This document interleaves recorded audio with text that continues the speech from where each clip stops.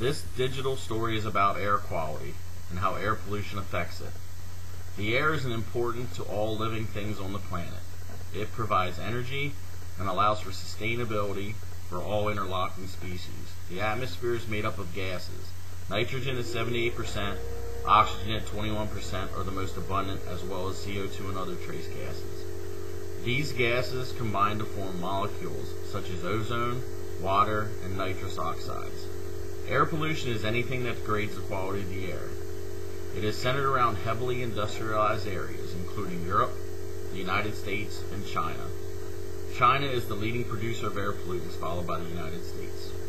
Every city issues weather watches that measure the level of air pollution that can affect people with respiratory problems. Pollution is made up of particulate matter, which is basically tiny particles. Three sources of this are point, mobile, and area sources. These particles get carried up into the atmosphere by wind patterns and temperature changes. There are two types of air pollution: naturally occurring and man-made. Naturally occurring air pollution is anything created by nature, like waves crashing against rocks. The water evaporates, leaving particles of salt in the air. Pollen is also an example of this, put in the air from plants and bees. Mold is also a type of particle that is naturally in the air. These tiny particles shown here can be jagged and fuzzy at the edges.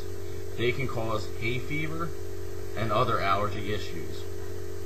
Sneezing, eye irritation, sinus problems, and other respiratory issues are also common. Smoke is carbon or soot that is created from combustion and can come from forest fires. Volcanic ash is also another form that is released into the atmosphere from eruptions and can spread great distances. Wind erosion can bring dust up into the air. Farming is also a major source of dust, as well as heavy construction projects that can pollute the air with different dust particles. By far, however, most of the world's pollution is from man-made sources.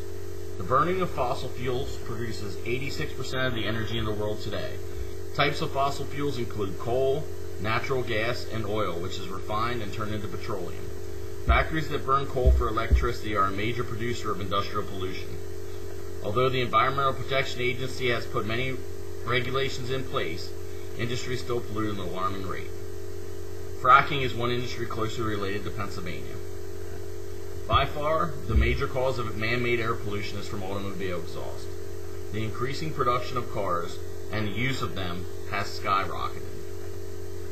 The major byproduct of burning fossil fuels is the release of carbon dioxide into the atmosphere, as well as nitrous oxides, methane, and hydrocarbons, which is shown here are in all fossil fuels and allows for combustion. Nitrogen oxides and sulfur oxides are used to condensation nuclei, and acid rain is created. Along with changing pH levels which kill trees and vegetation, it can also dissolve different rocks, which make up statues and buildings. Smog is also created from a chemical reaction of these chemicals in the sun.